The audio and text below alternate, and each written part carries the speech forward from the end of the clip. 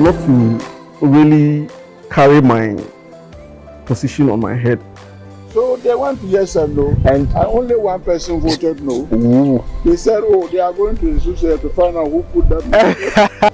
Politics is today, it can be over.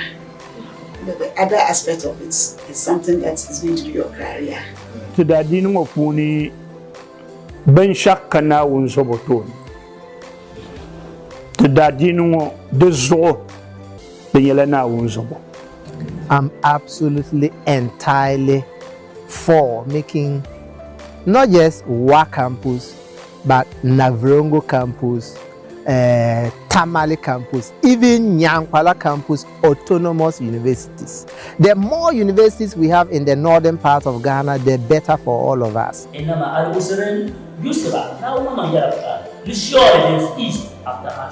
welcome to my Northern Achiever with me, Abdul-Jalil Naabeli, a son of Musa Kumo on Sagani TV.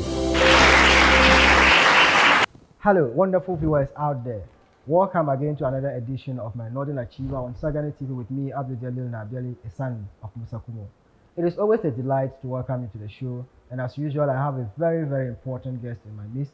I'm going for a very quick breather, and when I am back, I introduce my guest and we start the program. Don't go away, stick and stay. We'll be back shortly.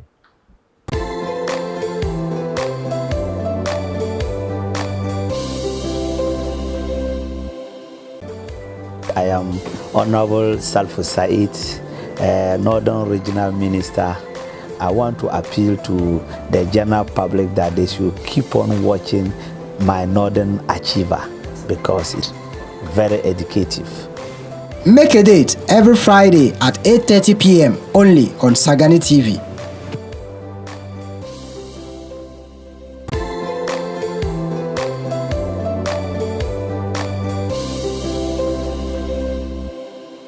Thank you so much for staying with us on my Northern Achiever, and you are welcome back from the commercial break. My name is Abdul-Jalil Naabeli. I am a son of Musa Kumo, and you are on my Northern Achiever on Sagani TV. Today we are at Ghana Hotel. In fact, Ghana Hotel is where you find all kinds of rooms, standard, executive, and then even family suites are all there for you. So wherever you are, you come into Tamale, hop into Ghana Hotel, and you would have yourself well accommodated with breakfast buffet.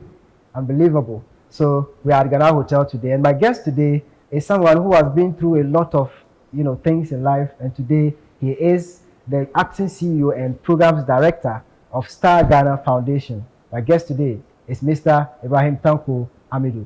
Mr. Ibrahim, welcome to the program. Thank you very much. Thank you so much for honoring our invitation, and we are so happy to have you on the show today. Yeah. Now, I would want to start my interview today with this question: who are you? Where did you grow up? And how did you grow up? That's a very interesting question.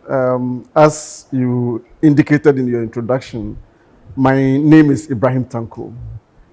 My surname is Amidu. Okay. My father was a policeman. Okay. In those days, they used to call them escort police, Mm-hmm. from Pusiga in the Upper East region. Okay. And my mom, Madam Azara of blessed memory, from Yendi in the northern region. Really? Yeah. Okay. So, I see. Now, when you say your father was from Pusiga, yeah, that is where he was born and bred? that is where he comes from, yes. Okay. Or he came from his, Okay. with God now. There. But where were you raised? Well, interestingly, that's why I mentioned that my father was a policeman. In those days, they used to transfer them all over the place. So I was actually born in Akwitia. I started my very early primary in Takrady. Okay. And then continued at Palugu, which is a few kilometers from Bolga. Okay. Yes, Okay. Palugu, where the tomato factory is. And then my secondary school from 1 to upper 6 was in Navrongo Secondary School, the famous Navasco, the University of the North. Okay. And then we will come to talk about it. yes, and and we'll then debate about the of course, University of the North and all of these yes, things, because I may not agree with you. Yes. But then let me dig deep into how you grew up. Yeah. Because I often like to find out how people like you grew up. Yes. What kind of upbringing did you get to be able to climb to this, level Yeah. in life? Okay. What kind of upbringing? 2 levels. At one level, it wasn't a privileged upbringing because my father was a policeman, an escort police, and those days the escort police were mainly the non-literates. People used to call them the Buga Buga police or Nanakana. I mean, when they want to effect arrest, yes.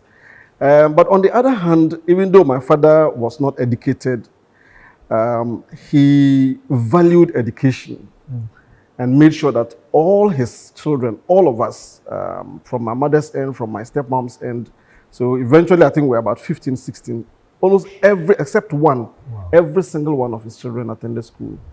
And what he used to do to keep us, you know, on our toes was that at the end of every term, he would come to school, he would ask your school teachers how you were performing, and we'll betight you if they gave a bad report about you.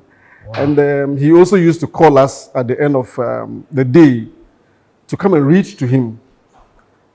We knew he didn't understand what we were reading, so the trick was for you to be very fluent. I mean, you could be reciting. I have to tell my current parents something. Because if those days, even those days, your father had the time to call you to come sit and read so that you'll be able to monitor and to see whether you are following in school. What are we parents doing today? Exactly. You know, are we doing this? Shouldn't we be doing this more often? You know? I think the basis for children performing in school, well, you need good teachers and etc. But you also need parental interest and involvement in the child's education. And it was, I think, President Obama who said that it's not the teacher, it is the parent who has to go and switch off the TV and tell the children read when the time is doing this. But when you don't do that and you say, when they go to school, the teacher will teach. At the end of the day, we'll find out that, you know, the child doesn't perform as well. So I owe a lot, you know, in terms of my education to my father's interest and involvement. Interesting. I actually chipped in, but then let's move back to the upbringing. Okay. Now, you talked about having stepmoms. Yeah. How many mothers did you have, or do you have? My father had 3 other wives in addition to my wife, my mother. Yes. Wow. Yes. But I have 1 wife. Okay. Yes. Because I know that's going to be the next question. You are departing from the inheritance or the heritage that your father left. Maybe he stepped on something that I'm yet to step on. Okay, then, but then, now, how was life struggles growing up in a polygamous family, so to speak? Well, I think in terms of life at home, I didn't really see anything negative about being in a polygamous because we called all our mothers mother. Okay. So my mom was the senior most wife, so we all called her Mma. And then our stepmoms, we added their names, so Malarba, Mazara, etc.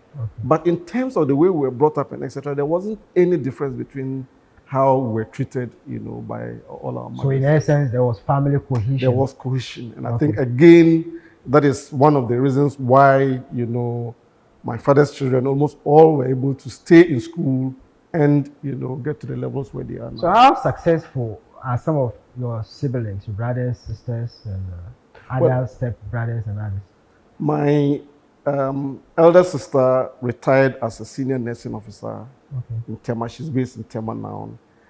One of my sisters was a lecturer at UDS. She's just gone on retirement, but she's still working part-time as a tutor still at the UDS and in other hospitals.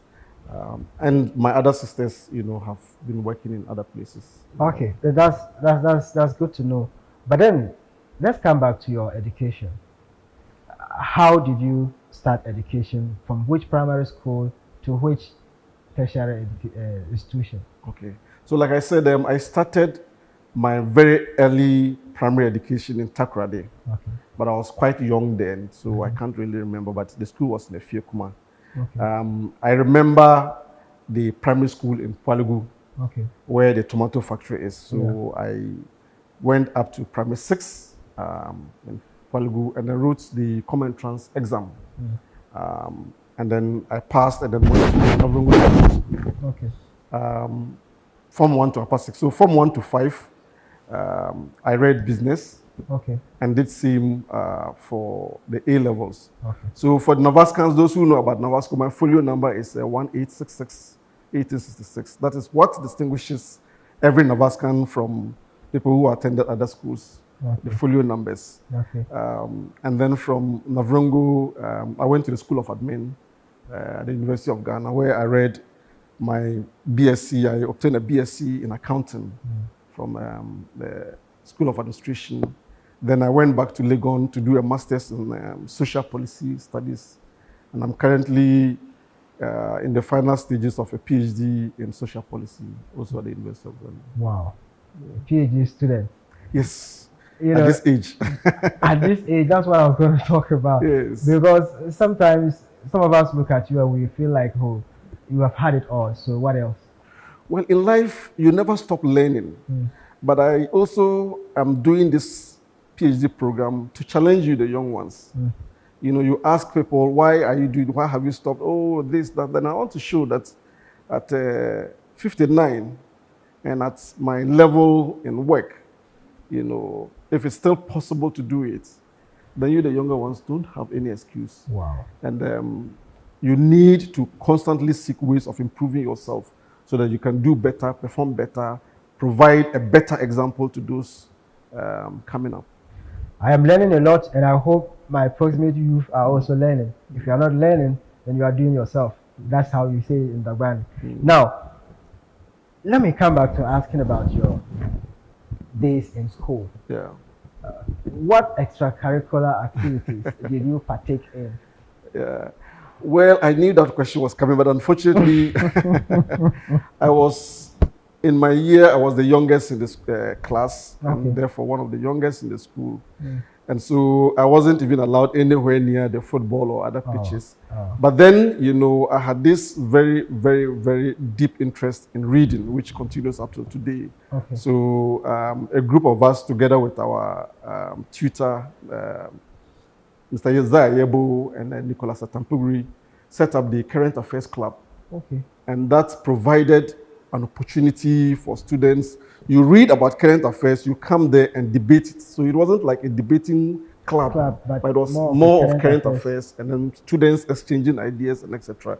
So I was the president of the Current Affairs Club in Navasco. I was the house prefect of Kennedy House when I was in the sixth form. And so essentially those were my main extracurricular curricular activities. Wow. Now, fast forward. Yeah. You left or you completed tertiary education. Yeah. At what stage in your life did you start working? In our days, we used to have 2 years national service. So I completed 2 years. 2 years, yes. Okay. So I completed I graduated in 1984 and did my national service from 84 to 86. So I started full-time work then when I was 26 years. Wow. Yeah. Right. So where did you do your national service? I did it with the Upper East Regional Development Corporation. In those days, they used to have development corporations. Okay. So you had Upper East Development Corporation, Northern Regional Development Corporation, etc. So I did mine in the Upper East region. And when you say development corporation, what was it for? Well, essentially, almost like what we have the development authorities doing now, Northern Development Authority, Central. But those days, we used to call them the development corporations. Okay. So they engage in business activities, raise funding to support the development of the region. So now, in fact, I'm asking this question for the first time on the show. Yeah. How did your national service prepare you for the job, world? Well, in 2 ways. I think first, I worked under supervisors who were interested in teaching me. So I remember when I first went there and they asked me to go and do the work of almost like the petty cashier. And I felt that how can I go to the university, graduate with the BSc, administration, accounting option. And those days, if you did not obtain aggregate 6 or better, you wouldn't be allowed, in School of Admin to come and then be doing petty cash and all those things. But my boss insisted. And so he made me go through all the roles in the finance office or the accounting office. And I thank him for that, because now that I'm a leader and managing an organization, it has helped me to know what each job entails and to be able to help, but also to supervise the work better. And partly halfway through my national service, they opened a motel at Paga, where the Crocodile Pond is. Yeah. There's a motel there with accommodation and etc. And I was sent there to go and manage the Paga motel. Wow. So again, being there, working to see how do we make the motel viable, how do we generate income, etc. I think helped to prepare me for my work. Wow. Yeah. And so that means that we need to always take our national service seriously. Extremely. But then, right after national service, where did you find yourself? Well, I worked for a few years with the Ghana Customs and Excise Service. Okay. Yes. Okay. Yes, as a finance officer. Wow. Yeah. Because my first degree was in finance. Yeah. They say there's a lot of money there. Well. But then now, after customs, SEPS, did you just go into Star Ghana, or you went through other? No. So what happened after them? Well, even though I did finance or accounting at the university level, my interest right from the days of the Current Affairs Club has always been in development. Okay. And interestingly, I was the president of the Students' Representative Council of the University of Ghana, Legon. Okay. From 1981 to 1982. So I was the SRC president of Legon in those days. And it was quite significant because you hardly had people from the north agreeing to even contest elections, because the elections were usually contested by students from Achimota, from Prempeh. And before you go to school as a northerner, your father will sit you down and tell you that if you go, don't go and enter into trouble. And actually, it was a very interesting experience because coming from a very poor background, I didn't have money for campaigning and etc. So I took my student loan, went to Tema Station, bought 2 pairs of trousers and 2 shirts, and those were my campaign attire. Wow. So I kept them anytime I was going out to go and campaign. And then we had some friends, we used markers and this brown paper to make my posters. Wow. Interestingly, my opponent for the post was Mr. Samuel Boating. Okay, Asabi, yes, it was. Okay. Yes. So I was the SRC president 81 to 82. And then that was the time Rawlings came the second time, the 82 uprising. And so the universities were shut down for students, and the students' task force was set up for students to go and carry cocoa, teach, etc. And I happened to be the Greater Accra Regional Coordinator of the Students' Task Force. Wow. So I coordinated the task force activities in Greater Accra, which are the largest concentration of students.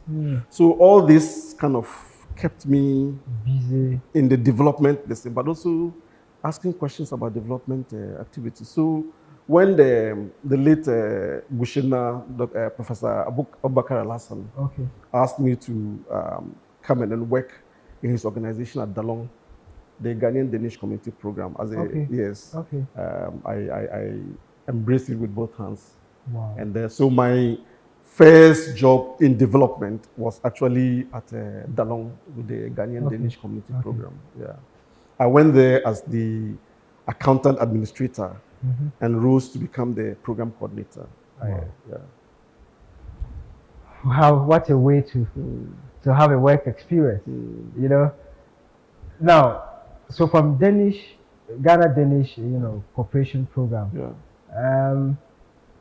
Where next?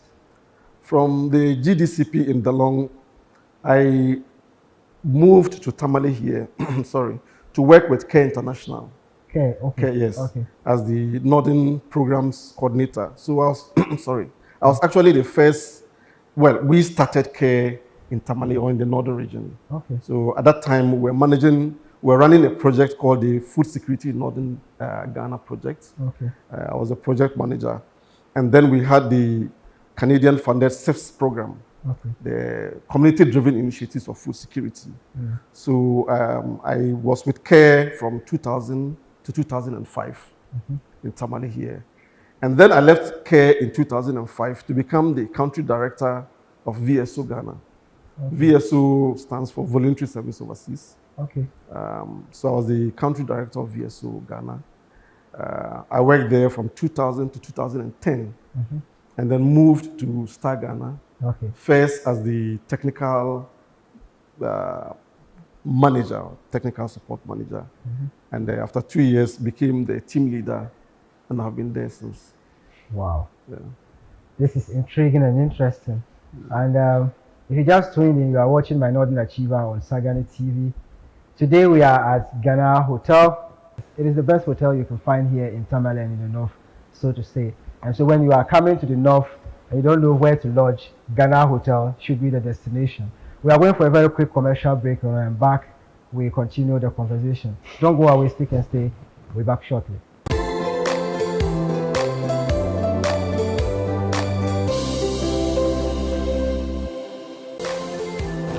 I am Alhaji Mohammed Mumuni, otherwise called Lawyer Mumuni. I watch Northern Achiever always, and I feel very greatly inspired. And I thank Sagani Television for airing that program. Make a date every Friday at 8:30 p.m. only on Sagani TV.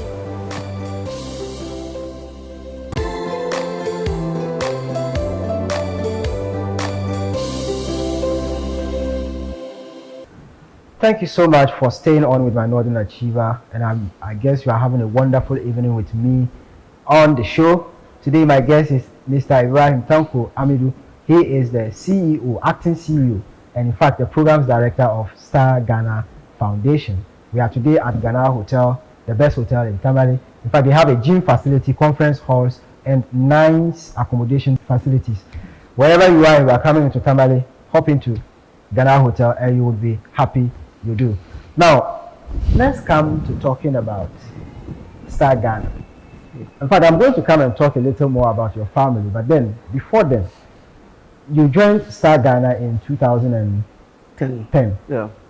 Now, I have noticed that you have always almost upgraded yourself from one stage to the other. It's always from one bigger job, you jump onto the next bigger one. How are you relating to people, your co-workers and others, to warrant these promotions that you get? Well, I think there are different leadership and management styles. And your leadership style usually has to do with your personality. Okay. It also has to do with the type of work.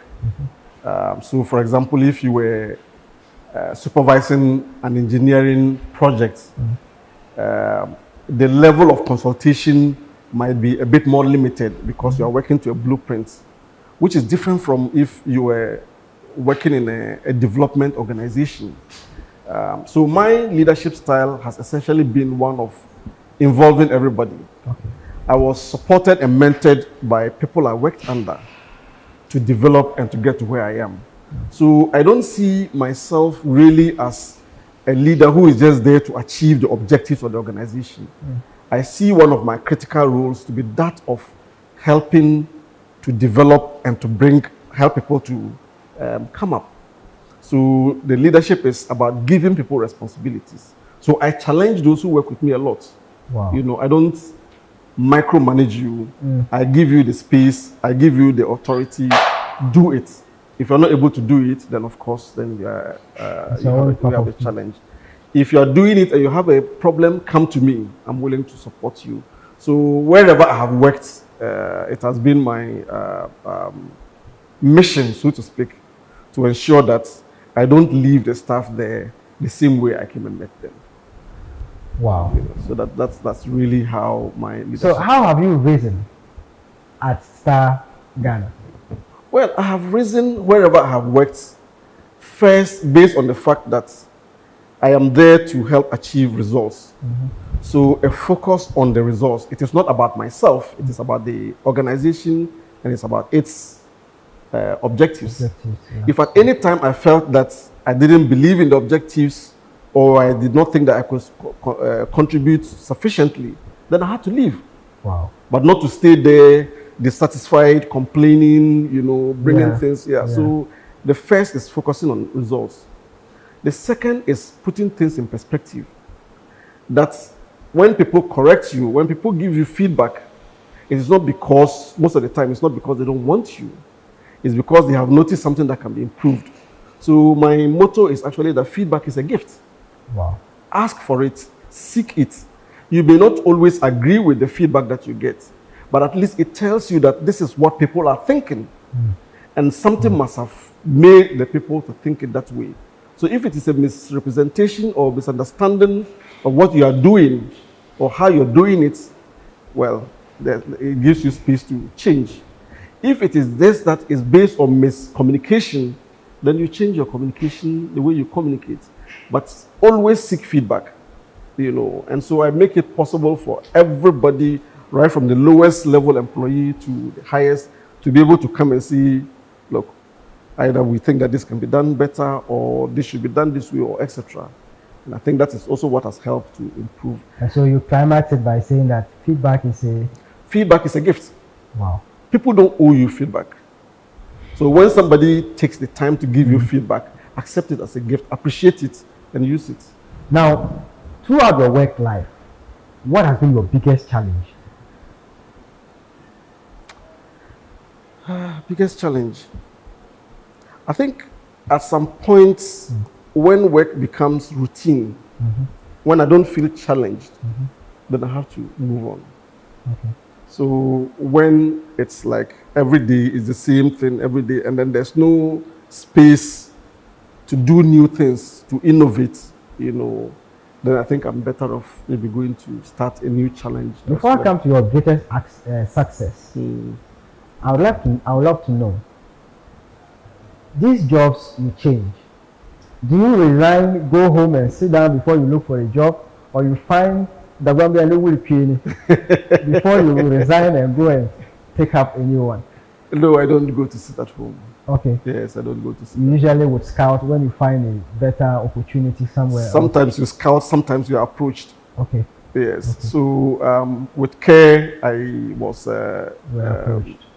No, I applied, attended the interview, and etc.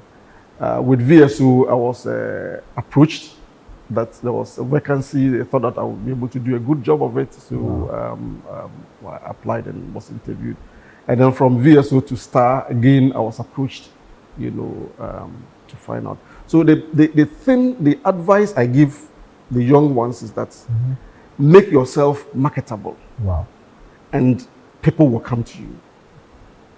Make yourself marketable, improve yourself, but also have a reputation for somebody as somebody who delivers, as somebody who focuses on results, and people will approach you. So if you sit there and say the world owes you a job or a living, you may be in for a very big surprise. And I want to add to this. Pasigada will say that Amwanda, so come from Mwanma. So we need to always push. Yes. Because it does, wherever you are, it doesn't mean that that is the end of it. Yeah. You have to look for greener pastures somewhere else. And when the time comes for you to move on, you move on. Now, let me now come to talk about your greatest success. What have you achieved in life that you feel so elated about?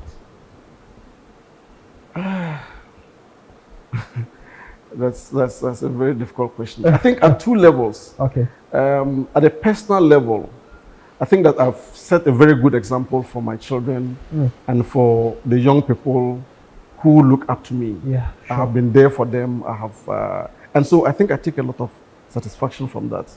When people come to see me, say, "Oh well, we feel inspired by you. We hear your story, and we want to. How do you do it, etc." I think that is a very something that I take pleasure. Now, before I come to talk about what you do at Star Ghana and other stuff, let me come back to your family. Yeah. You know, you do not want to go your father's way, and so you have only one wife. Yes. Now, how many kids do you have?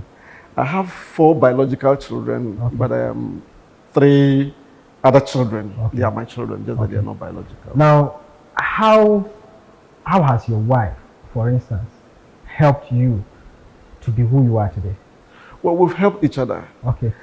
We see it as a partnership, and we complement each other. So, in terms of bringing up the children, she has a certain style, I have a certain style. We complement, and I think we've complemented each other, and in that sense, also helped me to listen. That How long have you been married for? I think almost 35 years now. 35 good years. Yes. Now, My tell me. first son is going on to 33 years now. Wow. Yeah. This is interesting. Now, what is the secret? How have you been able to be with your wife for 35 good years and, you know, you still look like fresh wedded couple? Well, I don't think it's a secret. I think it's more the being with somebody you love, being open in your communication. It doesn't mean that you don't fight, you don't whatever. But if you think that this is something that you've committed, nobody forced you into it. You walked in and said, look, this is the person I want to be with. Then it behoves on you to make it work. Wow. So the communication, but also the respect, respecting each other. I think one of the mindsets that we need to change is really that thing about the woman is subservient, is inferior, you know. Of course, God has given us our rules and etc. But I think if you treat your partner, whether it's your wife or your husband, as your partner,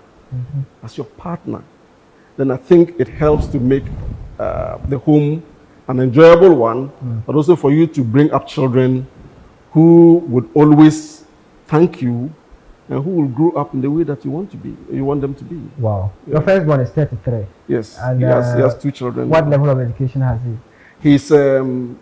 He has a first degree. He also has done courses in it. So he's the risk manager with one of the banks in the Accra. Wow, this is interesting. Now, let me come back to talking about your life experiences generally. Yeah. Or even before then, let's talk about Star Ghana. Yeah. What do you do? What do Star Ghana, what do you do as an organization? There are 2 phases of Star Ghana. We had a first phase from 2010 to 2015.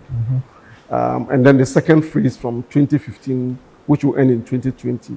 And Star Ghana, essentially, the STAR stands for Strengthening Transparency, Accountability and Responsiveness. Okay. So it is a program to help strengthen transparency, accountability and responsiveness in Ghana. Okay.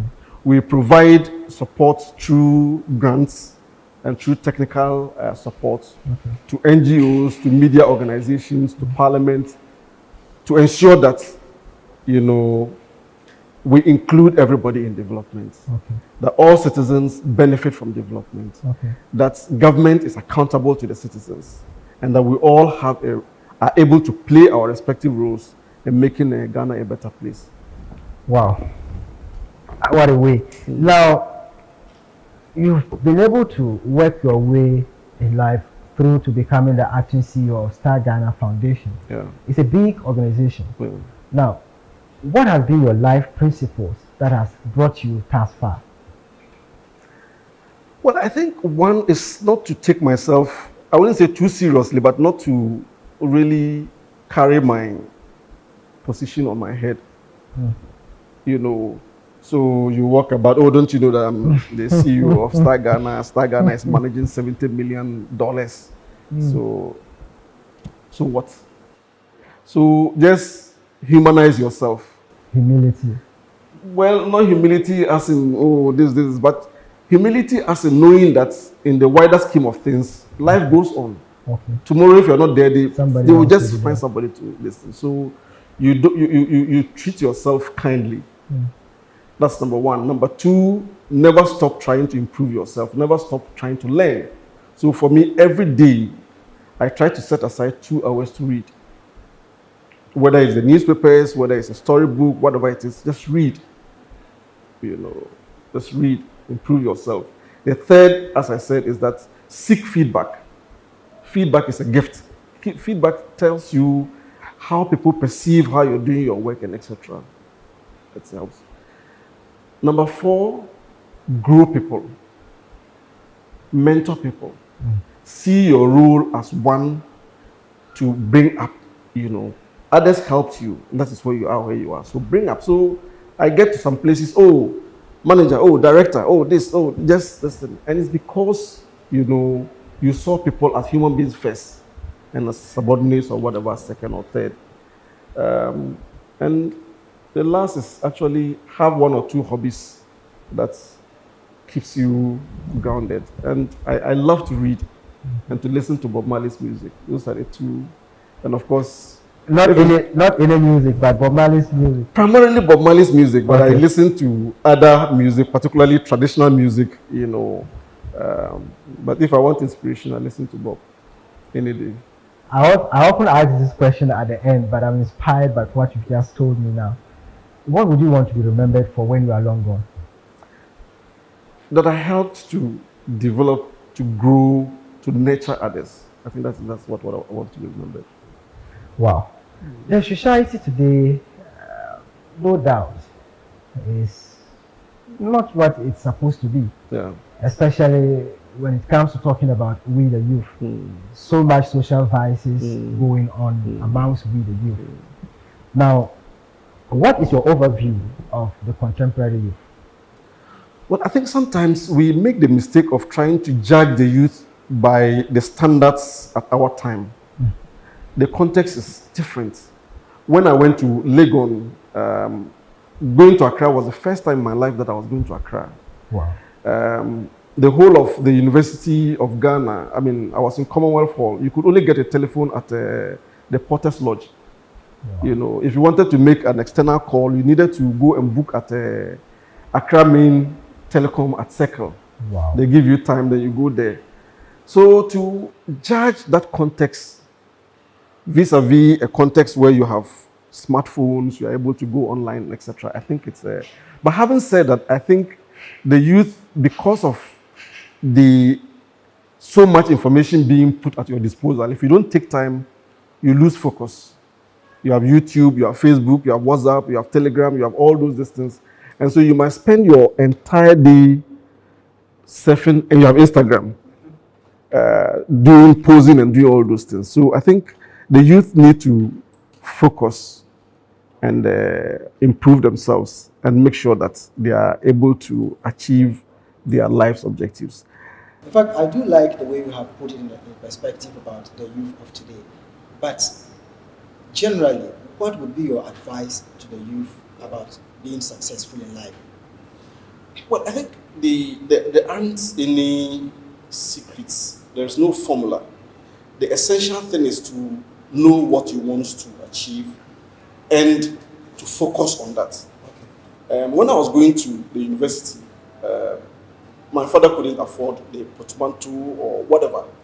So he took these metal trunks, sent it to somebody in a Boku market. They painted it black with these red things. Like half, exactly. And I packed my things inside. Not knowing that you don't send or you don't take a trunk to the university. Wow. I got to the University of Ghana gates and there weren't any taxis. I couldn't even afford a taxi. So I was carrying my trunk. And as soon as I got into, if those who know the University of Ghana, Equafo Hall, they started shouting, hooting. I got to Commonwealth Hall, they took down the trunk, I went and pondered me, came back, and people thought of me as, you know, the one who brought the trunk to Lagos. Wow. You know. But then I knew why I was there, so I didn't allow that to derail me at all. And the next year I decided to stand for election. And I stood against people who were well connected. And I beat them. You know.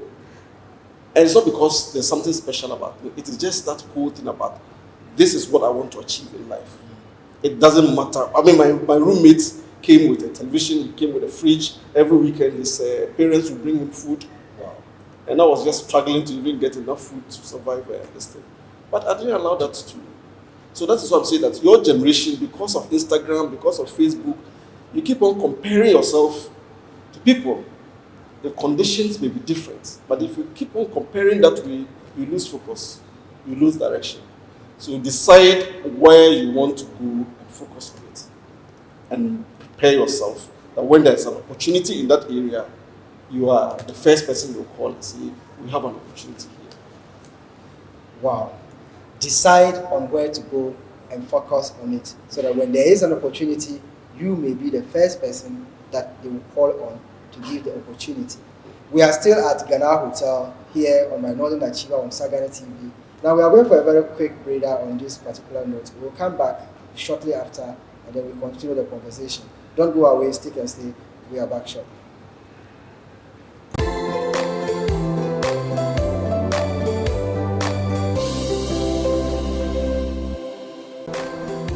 Nwile Abdurrahman Muhammad Sane, Buburma Manshane, and I'm a Metro Director of Education.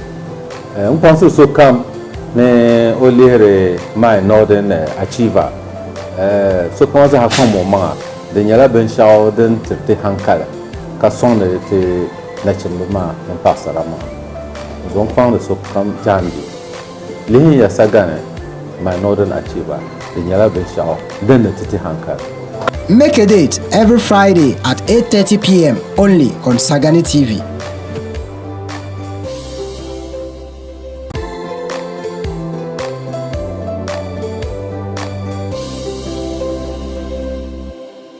Thank you so much for being faithful to my Northern Achiever on Sagani TV. My name is Abdul-Jalil Naabeli. I am a son of Musa Kumo, and today I am at Ghana Hotel, the best hotel in Tamale and in the north, always hopping to Ghana Hotel and have yourself well serviced. And today my guest is Mr. Ibrahim-Tanko Amidu. He is the acting CEO and the programs director at Star Ghana Foundation. Now, you've talked about your being SRC president of the University of Ghana. Yeah. Intriguing. You know, not many people would even know, because a lot of the SRC and NUCS presidents that has come up from this particular school are people who are, say, very, very vocal, and everybody more like knows them. And that is simply because they usually go into politics eventually. Yes. But what happened? Why did you not, continue in the political terrain? Well, two things. One, when I graduated or completed Legon, I lost my father soon after.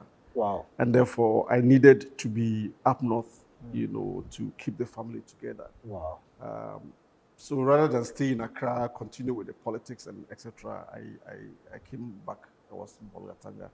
But the second was also that I soon realized that there are other ways of giving back to society. There are other ways of contributing to the development of society. Apart from politics. Apart from politics or partisan politics. And so I really didn't see myself going into partisan politics. And that's where. Wow. But now that the topic has come up on the show, what is your view about politicians of today? Well, there are good politicians, there are bad politicians, there are in the middle politicians. Some go in to make a difference or to help make a difference. Others go in to help improve themselves. The challenge with Ghana is that unless we have institutions that work, you have politicians go in with all the good intentions and they end up being corrupted or not being able to achieve their objectives. So we need institutions that work.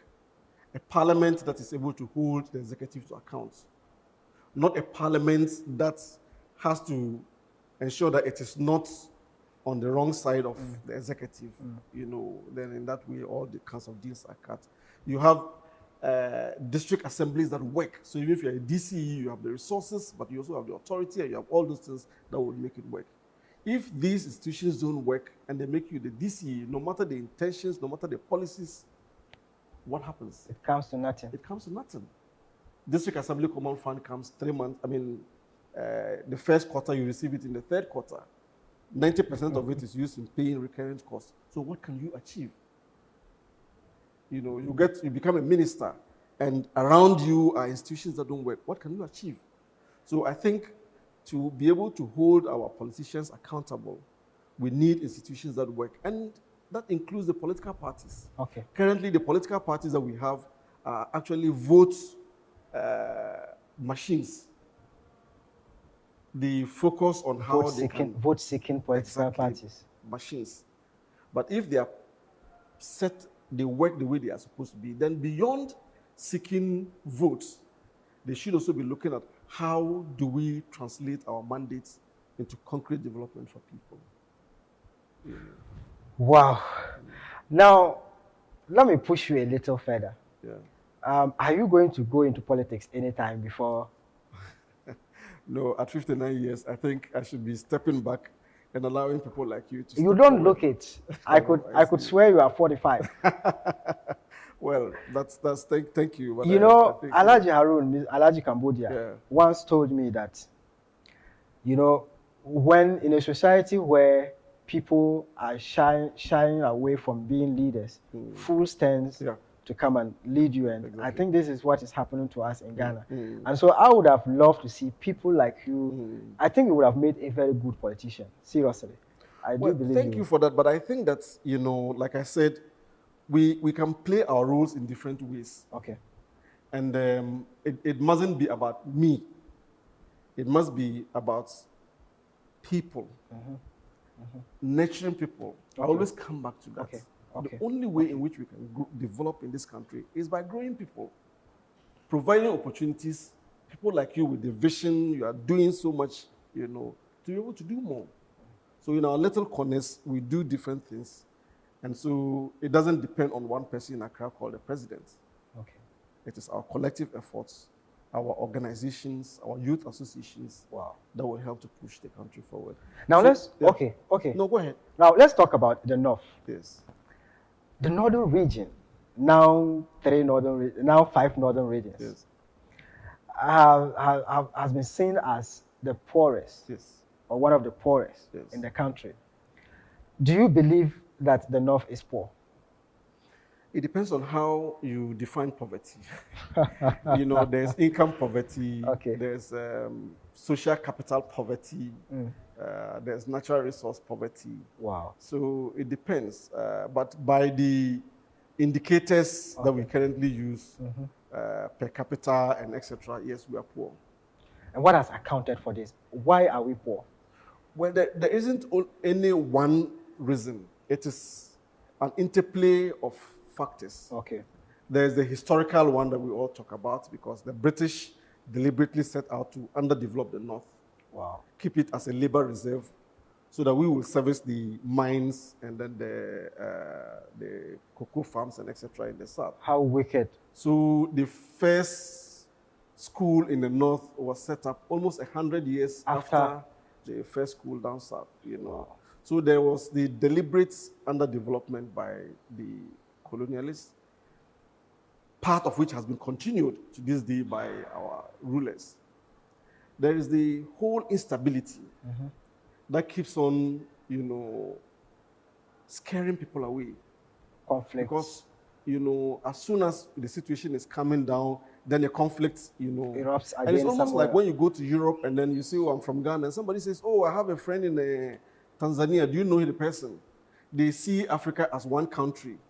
They see us, you know, they don't see all those differentiations. So if there's even a conflict in a village somewhere, you are all labeled the same. Everybody, whether you come from the north easternmost corner or whatever, it is all people for northness, you know. So we are not able to attract teachers, we are not able to attract mental health personnel, etc. And when you are not producing enough, or your children are not performing in school, that you are not growing the leaders of tomorrow who would move it forward. So there's that one. There's a third one that focuses on the economy. Okay. That the North has everything it takes to become a very prosperous place. The natural resource, the labor force, etc. But we are running what we call the Gettysburg economy. Wow.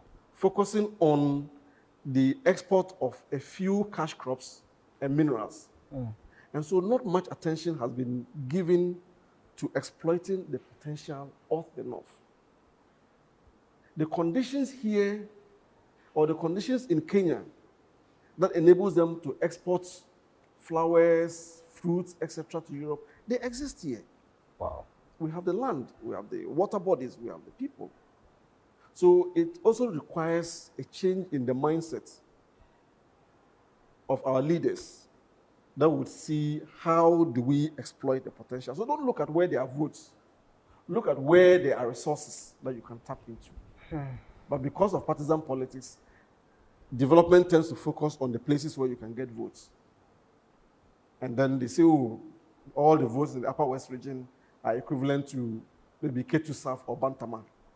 So why don't you focus on those things? But if we don't grow the North, if we don't exploit the potential of the North, Ghana will never develop.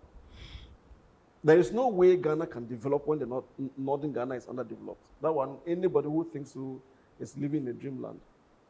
So that's the other factor. And I think the last one I would want to mention is our own mentality. That we have been conditioned to believe that we are poor.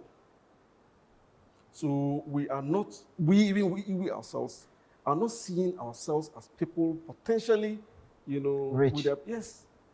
So we beg, oh, you know that we are from a poor part of the country, so give us this, do this. So every aid, we want the aid. We need this step. Of course, support is important, but we also need to inculcate in the youth that mentality that they can do it. Japan doesn't have any natural resource. Oh, look at where they are. Denmark is 5 million people. No natural resources. We are getting aid from Denmark. Look at where Rwanda is.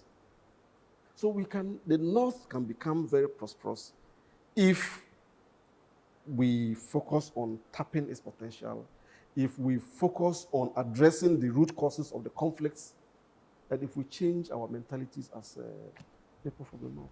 I think a word to the wise is always enough.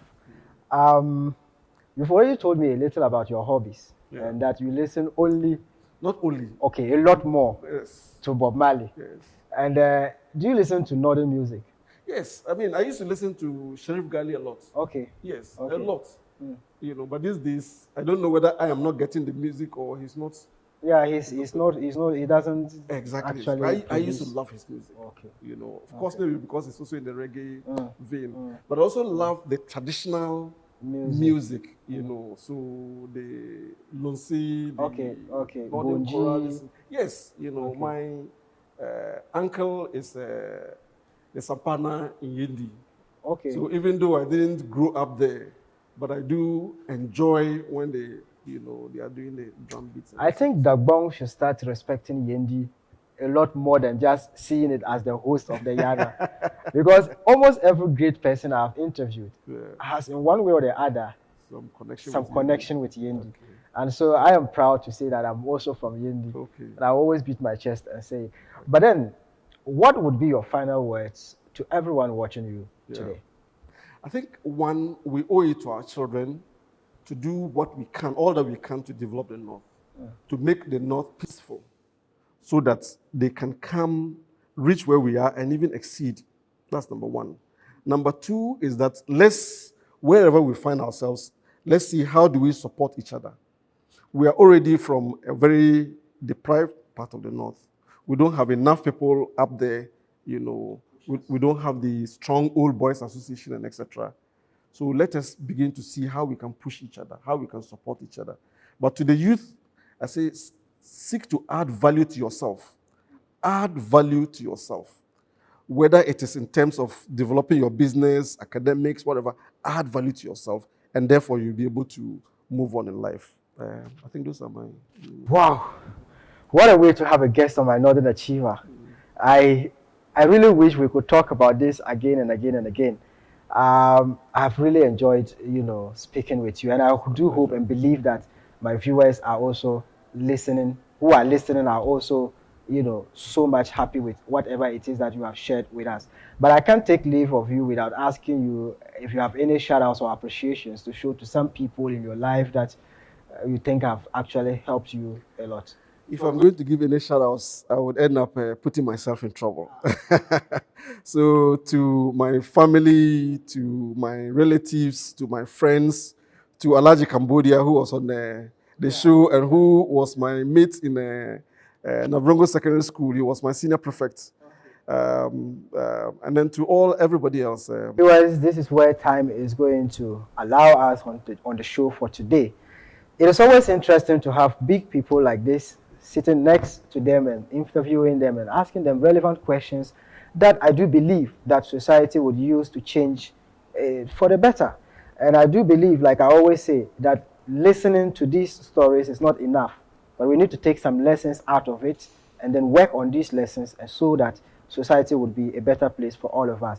I have learned a lot from Mr. Ibrahim-Tanko, and just to remind my colleague youth, he said that we should always seek feedback, because feedback is a gift. I have received a lot of feedback from you viewers out there, and I thank you so much for the feedback you always give me. And this is where I would thank Abdul Hakam very much. Mohammed Abdul Hakam was my mate at Islamic No. 2 Junior High School, and an old friend. You've always given me some feedback, and I thank you so much. And Mr. Ibrahim-Tanko also said that we should always try, this is to the leaders, our leaders, you should always try to mentor and grow people. Because when you are no more there, people are going to be replacing you. If you don't mentor people, if you don't coach people, who is going to replace you when you are no more? And so we need to mentor people.